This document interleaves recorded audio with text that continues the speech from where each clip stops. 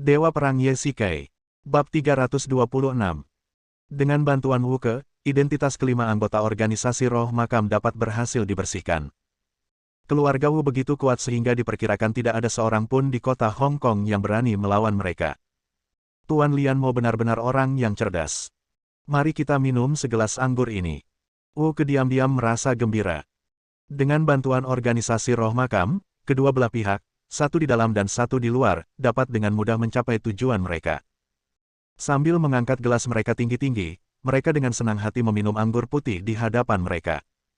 Ayo, Master Lian Mo, saya doakan kita bisa bekerja sama dengan baik. Wu meletakkan gelas anggurnya, mengulurkan tangannya, dan memegang sarung tangan kulit hitam milik Lian Mo. Di balik sarung tangan itu ada telapak tangan yang dingin. Senang sekali bekerja dengan Anda. Tapi apakah Tuan Wu tega melakukan itu padanya? Dia keponakanmu sendiri. Lian Mo menyingkirkan gelas anggurnya dan berpura-pura tidak percaya. Haha, Tuan Lian Mo, sebenarnya, dia dan aku adalah orang yang sama, sangat serakah. Selain kerjasama, apakah kau tertarik untuk bertaruh denganku? Ketika Lian Mo menanyakan pertanyaan ini, Wu tidak bisa berhenti tertawa. Oh, apa yang ingin Tuan Wu pertaruhkan? Lian Mo bertanya dengan rasa ingin tahu. Jika dia bersedia memberi saya saham yang dijanjikan, saya bersedia membayar Anda 3% saham lagi. Wu berkata ringan sambil mengangkat 3 jari. Baiklah, Tuan Wu adalah orang yang sangat menarik. Saya akan membalasnya. Jika Anda menang, saya akan mengambil 3% saham lebih sedikit, hanya 7%. Bagaimana? Lian Mo mengangkat gelasnya dan memberi isyarat untuk bersulang. Kesepakatan. Wu mengetukkan gelasnya pelan, dan mereka berdua tersenyum penuh pengertian. Semenjak keluarga Wu berpindah tangan, villa itu tiba-tiba menjadi ramai dengan berbagai macam selebriti, politisi, dan taipan dari Hong Kong yang datang berbondong-bondong. Ada aliran mobil dan orang yang tak henti-hentinya di depan rumah keluarga Wu, dan aula penuh sesak dengan orang.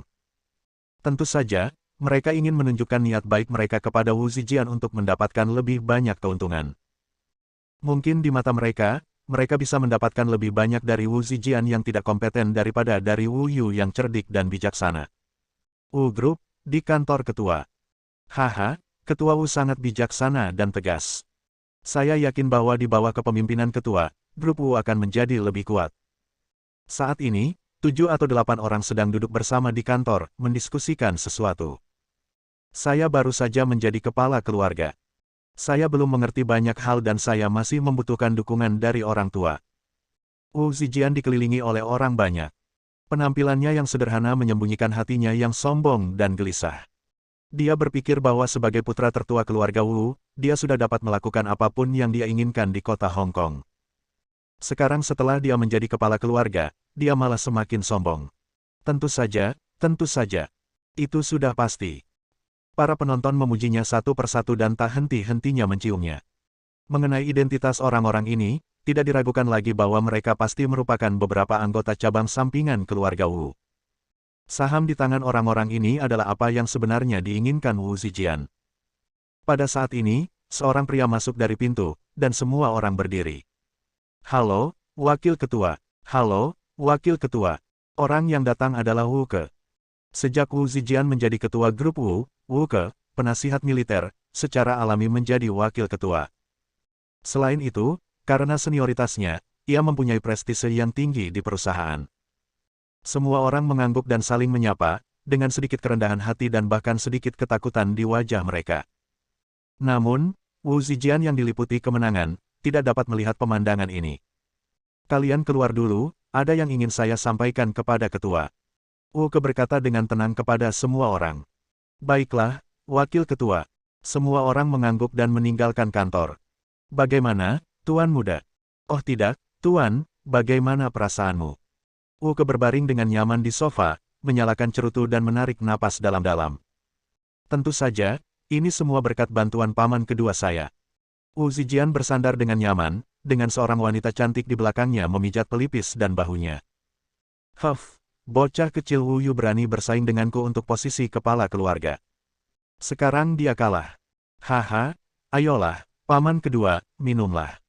Wanita cantik di belakangnya dengan hormat menuangkan 2 gelas anggur merah untuk Wu Zijian dan Wu Ke.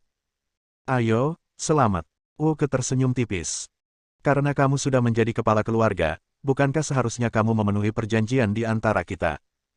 Wu Ke menyesap dan melirik ke arah Wu Zijian, jelas memperhatikan bahwa jari-jarinya sedikit gemetar. Ya, tentu saja. Tapi, paman kedua, kamu juga tahu, ada banyak hal yang sedang terjadi di perusahaan saat ini, dan aku tidak bisa bebas untuk sementara waktu. Wu Zijian berkata dengan tegas, berpura-pura sangat malu dan melambaikan tangannya. Tapi tenang saja, paman kedua, aku pasti akan memberimu saham. Wu Zijian menepuk dadanya untuk mengucapkan janji itu. Begitukah? Kalau begitu aku tidak akan memaksamu. Lakukan saja secepatnya. Aku harap kamu bisa menyelesaikan masalah ini dalam 3 hari. Ekspresi aneh melintas di wajah Wu Ke. Nada suaranya datar, tetapi tidak bisa menyembunyikan ancaman di baliknya. Paman, kamu membuat segalanya menjadi sulit bagiku. Wu Ke berkata dengan suara dingin.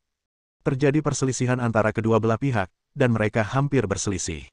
Benar saja, kamu sangat cemas saat itu, dan aku membantumu. Alhasil, sekarang setelah kamu menjadi kepala keluarga, kredibilitasmu masih sangat buruk. Wu Ke mencibir dingin. Meskipun dia sudah menduga inilah yang akan menjadi jawabannya, dia tetap tidak menyembunyikan rasa jijiknya sedikitpun. Paman kedua, sekarang kamu adalah wakil ketua. Kamu adalah orang kedua setelah ketua dan di atas semua orang. Apalagi yang kamu inginkan? Wu Zijian menyesap anggur merah dan tidak dapat menahan perasaan kesal dengan ejekan Wu Ke. Anda tahu, menurut pembagian warisan, Wu Zijian dan Wu Yu masing-masing menerima 20% saham, dan Wu Ke sendiri memiliki 15% saham. Jika Wu Ke diberi 5% saham lagi sesuai perjanjian sebelumnya antara keduanya, apakah Wu Zijian masih dapat mempertahankan posisinya sebagai ketua? Tentu saja tidak. Wu Zijian adalah orang yang biasa-biasa saja, dan dia hanya cerdik pada apa yang dimilikinya, uang, status, dan kekuasaan. Haha, keponakanku, jaga dirimu baik-baik. Wu Ke tidak menjawab, hanya berkata dengan suara dingin, lalu perlahan berbalik dan meninggalkan kantor. Pada saat yang sama, di sebuah ruang bawah tanah di Gangcheng, seorang wanita dengan sosok menawan sedang duduk di depan meja rias. Ia mengenakan congsam merah menyala, stoking rendah seksi pada pahanya yang putih, sepasang sepatu hak tinggi berwarna putih, lipstik merah menyala yang dipulas tipis di bibirnya, serta jepit rambut panjang, yang menonjolkan pesona seorang wanita kuno, bagaikan seorang wanita cantik yang berlari keluar dari lukisan. Pada saat ini, seorang pria berpakaian hitam masuk, perlahan berjalan di belakang wanita itu, meletakkan tangannya di bahunya, dan menghadap cermin, keduanya saling menatap. Kamu benar-benar cantik. Pantas saja dia jatuh cinta padamu. Pria itu berkata lembut. Bab 327. Wanita itu melirik pria itu tanpa berkata apa-apa. Dia mendesah pelan, meraih kuas rias, dan mengetukkan kepalanya beberapa kali, mengaplikasikan riasan bunga pir yang indah. Dia tampak bagaikan reinkarnasi yang Fei, yang membuat banyak pria tergila-gila. Dia benar-benar cantik dan seksi. Jika Anda sudah siap, silakan. Kendaraan ke rumah Wu sudah siap. Pria itu menepuk bahu wanita itu dan berkata dengan ringan. Wanita itu tidak berkata apa-apa, berjalan keluar dari ruang bawah tanah dengan sepatu hak tinggi. Di pintu terparkir sebuah mobil mewah berwarna hitam. Wanita itu menarik napas dalam-dalam dan langsung berjalan masuk ke mobil. Di rumah keluarga Wu, begitu wanita itu keluar dari kereta, sekelompok besar pelayan datang dan menyambutnya seolah-olah mereka sedang melayani ratu. Beberapa pengawal tidak dapat menahan diri untuk tidak mengintipnya secara berkala. Paras wanita itu menakjubkan, anggun dan menawan, mulia namun murni, bagaikan peri dari surga, dan dia berjalan perlahan mendekat. Tuan rumah sudah menunggu di dalam, kamu bisa masuk. Setelah penggeledahan badan, seorang pengawal berkata dengan ringan. Ya. Wanita itu, mengenakan sepatu hak tinggi berwarna putih, mendorong pintu di depannya dan melihat pemandangan musim semi. Wu Yu sedang berbaring di sofa dengan ekspresi gembira di wajahnya, dan ada 4 atau 5 wanita cantik yang melayaninya. Faktanya, pria yang sangat bodoh ini telah terobsesi dengan wanita sejak ia mewarisi posisi kepala keluarga dan mengabaikan urusan perusahaan.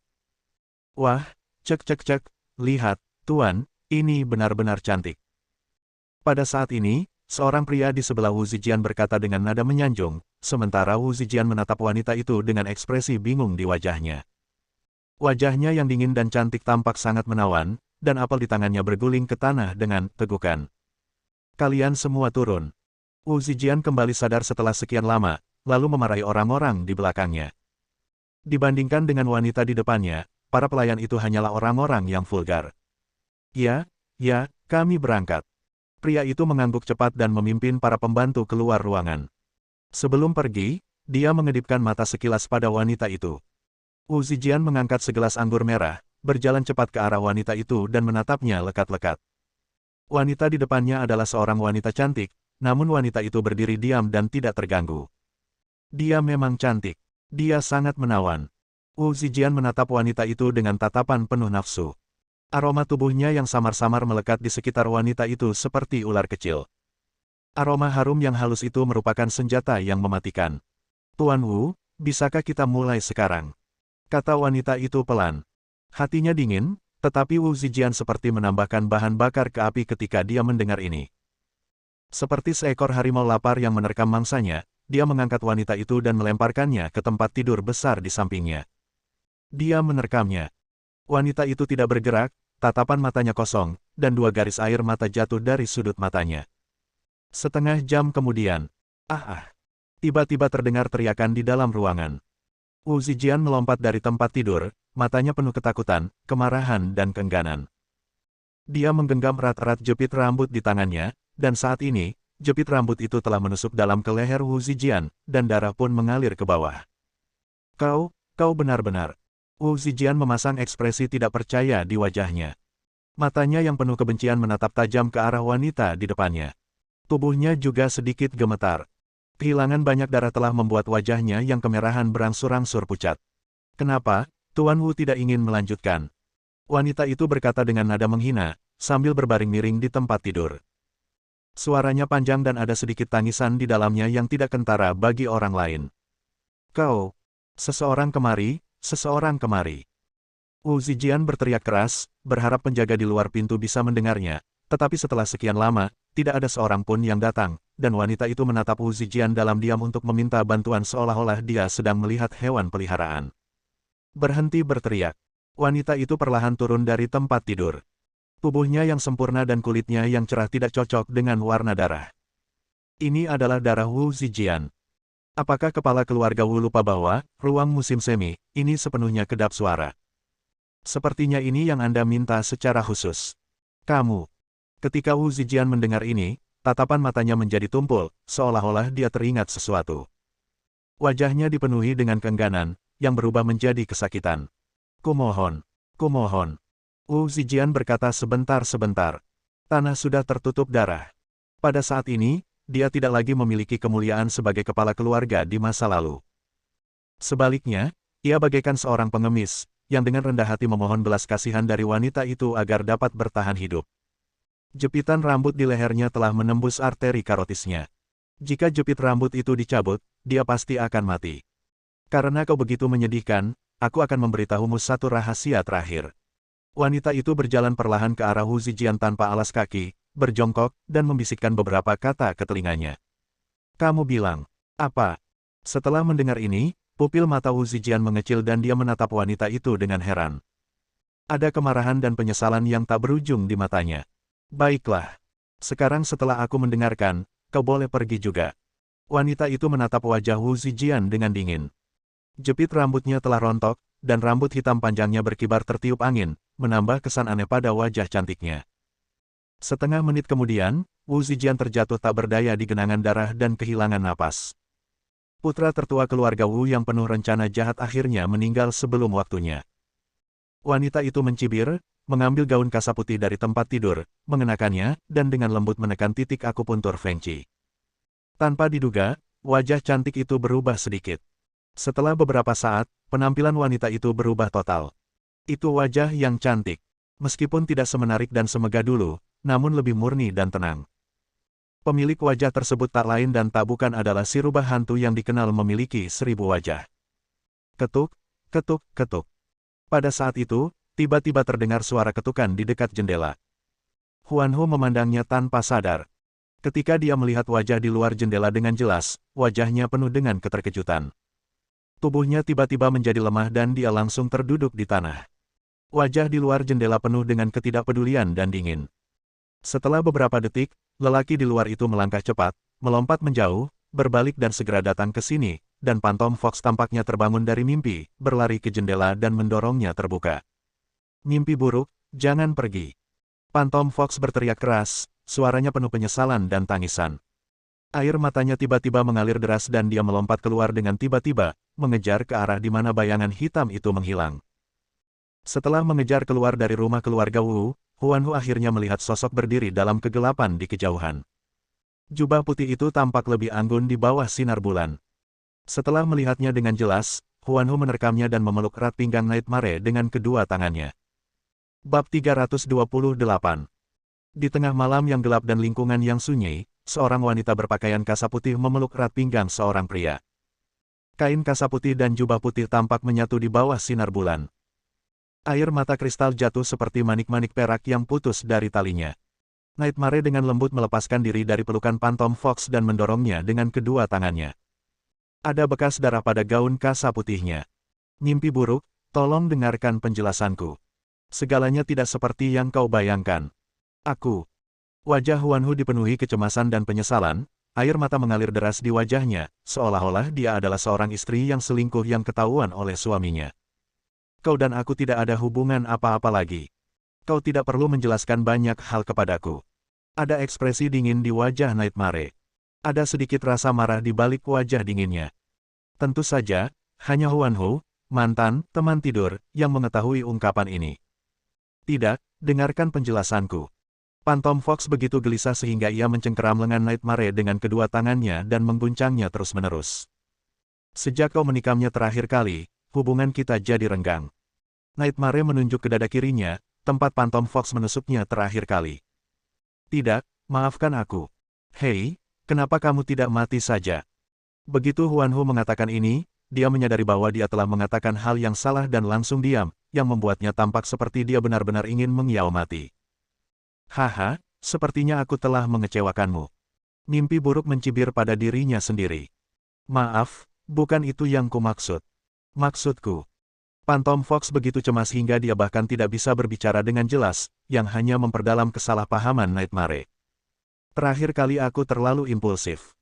Seharusnya aku tidak melakukan itu. Tidak masalah. Lagi pula aku tidak mati sekarang. Mimpi buruk berkata dengan tenang, dengan wajah dingin, dan menertawakan dirinya sendiri. Jika hatiku tidak tumbuh sedikit ke kanan, kamu pasti sudah mendapatkan apa yang kamu inginkan. Maaf, aku sungguh tidak bermaksud begitu. Huanhu menundukkan kepalanya dengan jengkel dan menjelaskan dengan gembira, kamu harus percaya padaku, ini bukan niatku. Baiklah, kalau begitu jelaskan padaku tentang pertunjukan bagus antara kamu dan Wu Zijian itu. Nightmare tidak tahan mendengar penjelasan Phantom Fox dan tiba-tiba berteriak keras. Saya katakan, ini adalah perintah yang diberikan Lian Mo kepada saya. Dia meminta saya datang ke sini untuk merayu dan membunuh Wu Zijian. Saya hanya mengikuti perintahnya. Ketika Huanhu mendengar bahwa ada kesempatan untuk menjelaskan, dia langsung menjelaskan seolah-olah dia pernah mendengar tentang amnesti. Pembunuhan. Apakah Anda perlu menemaninya di tempat tidur selama setengah jam sebelum membunuhnya? Kata mimpi buruk dengan nada sinis.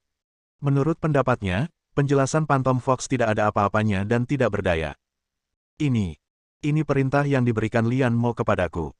Dia memintaku untuk melakukannya selama setengah jam, lalu. Cukup, apakah menurutmu aku bodoh? Mimpi buruk langsung memotongnya, dan terus mencibir sampai akhir, yang merupakan seringai kemarahan. Itu benar, mengapa kamu tidak percaya padaku? Huanhu begitu cemas hingga air mata mengalir dari matanya. Tidak peduli bagaimana dia menjelaskannya, Nightmare tetap tidak mempercayainya dan dengan gembira memegang lengan Nightmare erat-erat. Keluar dari sini. Nightmare tiba-tiba menepis tangan Phantom Fox dan menamparnya langsung ke wajah cantiknya dengan punggung tangannya. Kesunyian. Suara tamparan yang keras dan renyah itu terdengar sangat jelas dalam kesunyian malam. Melihat kemerahan dan bengkak berangsur-angsur muncul di wajah Huanhu, Meng Yao tetap diam. Di hutan belantara, hanya suara memilukan dari dua orang itu yang tersisa. Ini sungguh menakjubkan. Pada saat ini, suara serak datang dari kejauhan, dan keduanya menoleh untuk melihat. Lian Mo, itu kamu. Keduanya berkata serempak, dan Lian Mo berjalan mendekati mereka berdua selangkah demi selangkah. Phantom Fox, kau telah melakukan pekerjaan yang baik. Nightmare telah diracuni dan tidak dapat mengerahkan seluruh kekuatan internalnya dalam waktu 24 jam. Lian Mo berkata ringan, bagaikan guntur yang meledak dalam otak mimpi buruk. Dia menarik napas dalam-dalam dan mencoba menggerakkan kekuatan internal di dantian dan meridiannya. Setelah mencoba berkali-kali, dia hanya dapat mengerahkan 1/10 dari kekuatan internalnya paling banyak. Mimpi buruk, ini bukan aku sebenarnya. Phantom Fox menatap pipi merah Nightmare dengan tak percaya. Tiba-tiba, ekspresi kesakitan muncul di wajah Nightmare, dan darah muncrat keluar dari mulutnya. Mimpi buruk, sekarang kau tahu, bahkan seorang pahlawan pun bisa tergoda oleh wanita cantik. Kau telah jatuh ke dalam perangkap kecantikan. Lian Mo tampak mengejeknya, sementara Huan Fox memandang Lian Mo dengan penuh kebencian. Mimpi buruk, aku benar-benar tidak melakukan ini. Ayo, aku akan membawamu pergi dari sini. Phantom Fox mengulurkan tangannya dan ingin membantu Nightmare berdiri, tetapi didorong olehnya. Wanita jahat, kau. Nightmare mengumpat dengan suara rendah dan meraung kesakitan.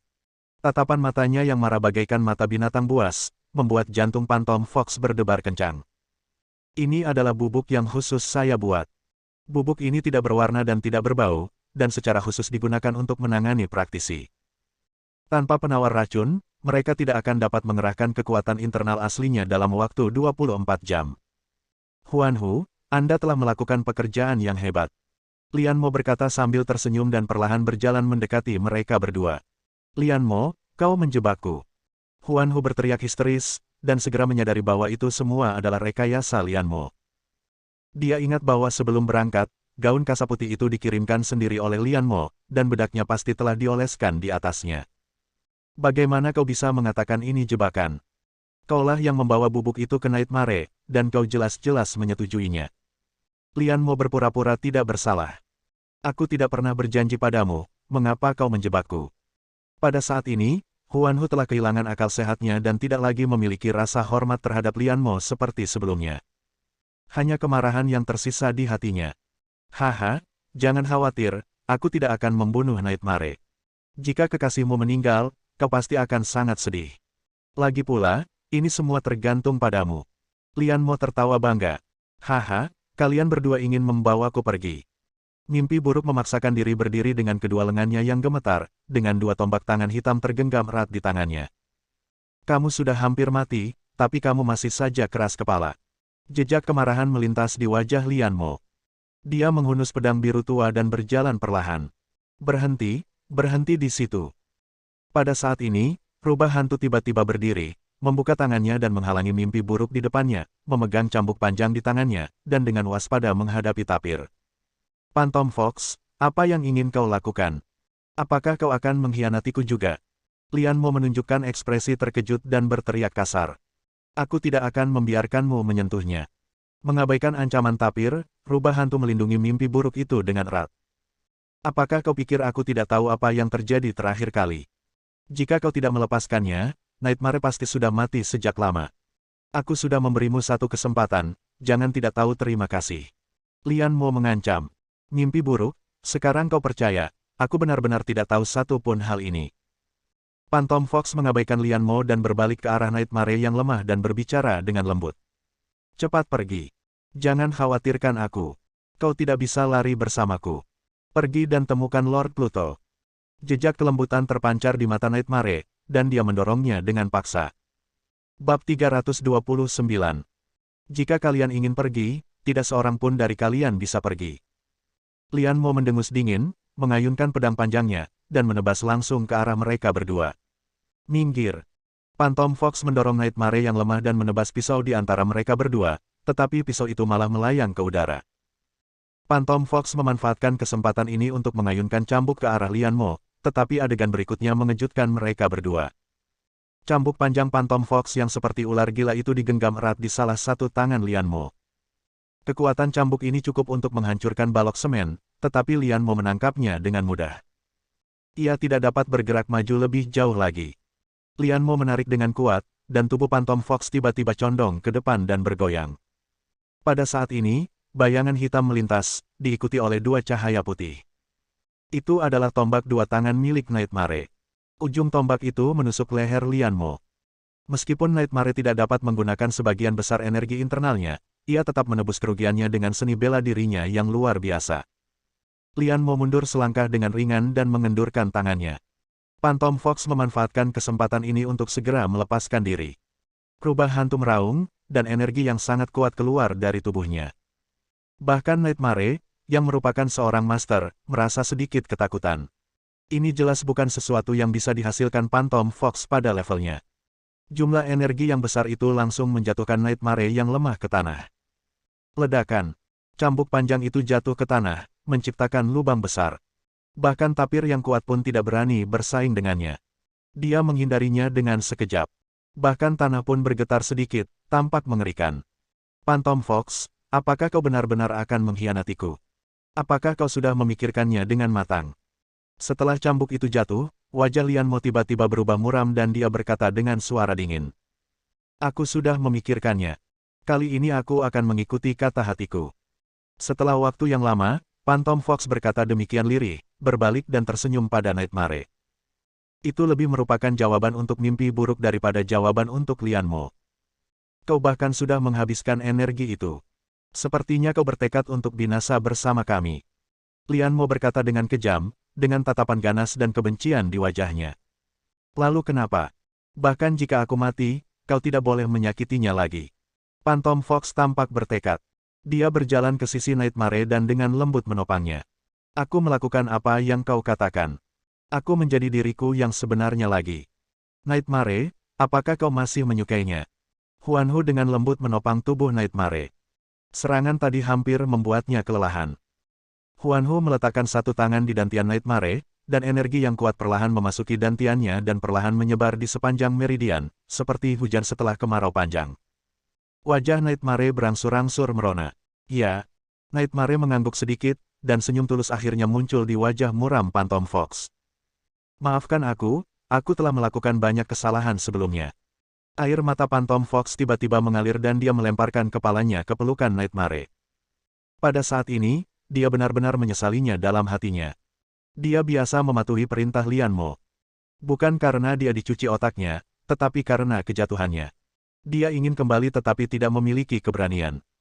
Pertama kali dia kehilangan Nightmare, kedua kalinya dia menusuk Nightmare, dan ketiga kalinya, yang kali ini, dia harus mengikuti pilihan batinnya. Dalam pikiran mimpi buruk, gadis yang keras kepala dan percaya diri itu kembali. Mereka adalah teman dekat yang telah melalui kesulitan dan berbalik melawan satu sama lain. Sekarang mereka bertemu dan melupakan dendam mereka. Mereka juga merupakan sepasang kekasih yang telah melakukan kontak fisik dan berada dalam keharmonisan yang sempurna. Sudut mulut Nightmare terangkat sedikit, dia mengeluarkan pil dari sakunya dan menelannya langsung ke perutnya.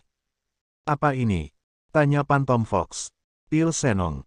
Saat mimpi buruk menyelesaikan kata-katanya, suatu kekuatan internal yang dahsyat meletus bagaikan gunung berapi. Senong mencicipi ratusan herbal dan kebal terhadap semua racun. Pil Senong adalah intisarinya. Pil ini adalah sesuatu yang diminta Nightmare pada Zion, dan sekarang berguna. Merasakan aura pembunuh yang kuat, wajah Lian Mo tiba-tiba berubah. Aura pembunuh yang kuat dan permusuhan menyerbu ke arahnya seperti lautan. Bahkan Lian Mo yang selalu kejam pun menggigil tidak wajar saat ini. Lian Mo, aku akan membunuhmu. Efek ajaib pil Senong secara langsung menetralkan efek bubuknya. Mimpi buruk hanya merasakan aliran kekuatan internal yang tiada henti memenuhi dantian dan meridiannya. Kulitnya menjadi merah. Dia ingin melampiaskan amarahnya, dan Lian Mo di depannya adalah musuh bebuyutannya. Apa yang sedang terjadi? Lian Mo adalah seekor rubah tua dan segera menyadari ketidaknormalan mimpi buruk. Itu sungguh aneh. Dia tahu efek bubuk ini. Tidak ada praktisi yang dapat menghindarinya. Dan kondisi Nightmare jelas telah kembali ke keadaan semula, bahkan lebih buruk dari sebelumnya. Mimpi buruk menjawab pertanyaan Lian Mo dengan tombak gandanya, menyuntikkan seluruh kekuatan batinnya ke dalam pukulan yang mematikan, menusuk ke arah dahi Lian Mo. Ledakan. Lian Mo buru-buru menghunus pedang panjangnya untuk menghalangi. Cahaya biru muda tampak lebih misterius di malam yang gelap. Ketika kedua senjata itu bertabrakan dengan hebat, percikan api yang menyilaukan pun dihasilkan. Mimpi buruk tampaknya dirasuki oleh roh jahat, mengayunkan tombak gandanya dengan panik, jauh lebih cepat daripada sebelumnya. Untuk sesaat, Lian Mo dipukuli sampai-sampai dia hanya bisa membela diri. Akhirnya, Lian Mo menemukan kesempatan untuk melakukan serangan balik. Dia melompat ke udara dan memutar pisaunya, bila pisaunya menebas ke arah kepala Nightmare. Dalam sekejap, bayangan hitam melintas ke samping. Lian Mo samar-samar mendengar suara sesuatu yang memotong udara. Dia berbalik dan melihat bahwa itu adalah cambuk panjang Phantom Fox. Seperti ular gila, ekor cambuk itu mengenai bagian belakang pisau secara langsung, secara paksa mengubah arah pisau. Energi kuat Phantom Fox juga membuat Nightmare sangat penasaran. Dia belum pernah melihatnya dengan kekuatan batin yang begitu kuat. Faktanya, semua energi ini berasal dari batu aneh yang dibajak dari dermaga kota pelabuhan terakhir kali. Phantom Fox awalnya ingin menggunakannya dalam pembunuhan terakhir, tetapi menyerah di rumah sakit karena halangan dari Putri Iblis. Huff, aku tidak menyangka kalian berdua akan bersama lagi. Aku seharusnya tidak menahanmu terakhir kali jika aku tahu, kata Lian Mo dengan kejam. Dia begitu marah sehingga ingin membunuh mereka berdua saat itu juga. Dia juga merasa sedikit menyesal, tetapi dia tidak melakukan sesuatu yang kejam. Hasilnya, Nightmare sekarang memiliki kekuatan untuk melawannya. Sekarang aku akan membunuhmu. Nightmare tidak membuang kata-kata dan terus menyerang titik-titik vital Lian Mo. Setiap kali Lian Mo ingin melawan, dia selalu diganggu oleh Phantom Fox dan tidak dapat melakukan serangan balik tepat waktu. Kerjasama diam-diam antara keduanya tidak kurang dari kerjasama kelompok pembunuh profesional yang berada di luar harapan Lian Mo. Seperti kata pepatah, ketika pria dan wanita bekerja bersama, pekerjaan menjadi tidak terlalu melelahkan. Pemahaman diam-diam antara sepasang kekasih membuat serangan itu semakin sempurna. Lian Mo telah terluka di beberapa tempat selama pertarungan, namun dia melukai 800 prajuritnya sendiri dan melukai 1000 prajurit musuh. Ada juga beberapa bekas luka pisau di tubuh Nightmare. Adapun Huan Hu, setiap kali Lian Mo ingin menyerangnya, dia akan dilindungi oleh Nightmare di belakangnya, dan semua kerusakan ditanggung oleh Nightmare untuknya. Bab 330. Hancurkan langit dan bumi. Lian Mo berteriak keras, dan kekuatan batin berwarna biru muda perlahan disuntikkan ke dalam pedang panjang itu, yang menebas lurus ke arah mimpi buruk. Sebagai seorang kultivator dengan pengalaman tempur yang kaya, Lian Mo mengetahui prioritasnya, dan dia menyadari dengan sangat jelas bahwa jika mereka berdua bergabung, dengan Nightmare sebagai yang utama dan Phantom Fox sebagai yang pembantu, mereka harus mengalahkan Nightmare terlebih dahulu untuk dapat mengalahkan mereka.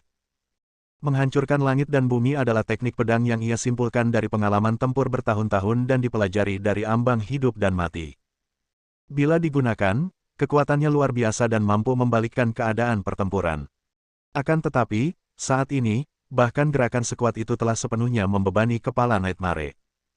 Sebagai mantan mimpi buruk Starcraft, Lian Mo sangat menyadari seberapa cepat Lian Mo dapat menghunus pedangnya. Bahkan tanpa menggunakan tenaga dalamnya, dia dapat dengan mudah memotong makhluk apapun hingga menjadi tulang. Teknik pedang yang mengandalkan kecepatan agar tak terkalahkan ini sangat mengerikan. Karena tidak dapat menghindarinya, Nightmare harus menghadapinya secara langsung. Setelah sekian hari beristirahat, ia bukan saja tidak menjadi malas, tetapi setelah beberapa waktu bekerja dan beristirahat, gerakannya pun menjadi lebih sempurna. Harus dikatakan bahwa meskipun obat Ziyun yang dicampur dengan arsenik kedengarannya menyeramkan, itu cukup efektif. Cedera internal yang ditinggalkan selama bertahun-tahun sebenarnya telah diperbaiki hampir seluruhnya. Mimpi buruk menyilangkan kedua tombaknya untuk menahan tebasan pedang panjang itu. Dia merasakan suatu kekuatan dominan menekan ke bawah secara terus-menerus. Nightmare menggertakkan giginya, dan tetesan darah mengalir dari sudut mulutnya.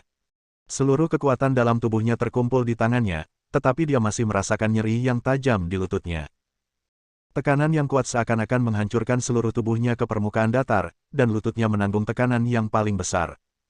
Terdengar suara berderit dan tempurung lututnya tampaknya patah. Biarkan aku membantumu. Tiba-tiba, Nightmare merasakan seseorang mendukungnya dari belakang. Ketika dia berbalik, dia melihat itu adalah Phantom Fox. Lebih baik kau mundur dulu, kalau tidak akan berbahaya, kata mimpi buruk kepada orang di belakangnya. Phantom Fox terus-menerus menyuntikkan energi dalam tubuhnya ke Nightmare, sementara energi kuat di atas kepalanya tidak melemah sedikitpun. Sekalipun dua orang bekerja bersama, mereka tidak dapat membalikkannya sama sekali. Tidak, saya salah 5 tahun lalu, dan itu membuat saya menderita selama 5 tahun. Sekarang saya harus bertahan, apapun yang terjadi. Huan Hu menggertakkan giginya dan berkata dengan susah payah. Butiran keringat sebesar kacang telah muncul di dahinya. Ini pertanda kekuatan internalnya mulai habis. Kekuatan penghancur Lian Mo bagaikan gunung yang menekan kedua pria itu. Jika salah satu dari mereka mundur, yang lain akan dibunuh secara langsung. Tetapi meskipun mereka berdua tetap bertahan, tekanan yang sangat besar akan menghabiskan seluruh kekuatan batin mereka, dan mereka berdua akan mati. Itu hanya masalah waktu. Dua semut, kalian masih berani bertahan hidup. Lian Mo berteriak sekeras-kerasnya. Jelaslah bahwa perlawanan kedua pria itu telah melampaui imajinasinya. Ia terus mencoba memberi tekanan pada mereka, tetapi ia selalu mendapat serangan balik. Tiba-tiba, keduanya merasakan tekanan besar di atas kepala mereka tiba-tiba menghilang. Karena inersia, mereka jatuh ke tanah satu demi satu. Konsumsi energi internal yang besar membuat mereka kelelahan dalam sekejap. Mereka tergeletak di tanah, bahkan tidak punya kekuatan untuk berdiri. Hancurkan langit dan bumi. Di mata Nightmare, ada pantulan pedang panjang berwarna biru muda dan sosok hitam. Pisau tajam itu jatuh dari udara dan mengenai dua orang secara langsung. Hampir dalam sekejap, Nightmare secara naluriah melindungi Phantom Fox di bawah tubuhnya, menutup matanya, dan menunggu kematian datang. Ledakan. Tiba-tiba, terjadi ledakan keras di langit. Kedua pria itu perlahan membuka mata mereka.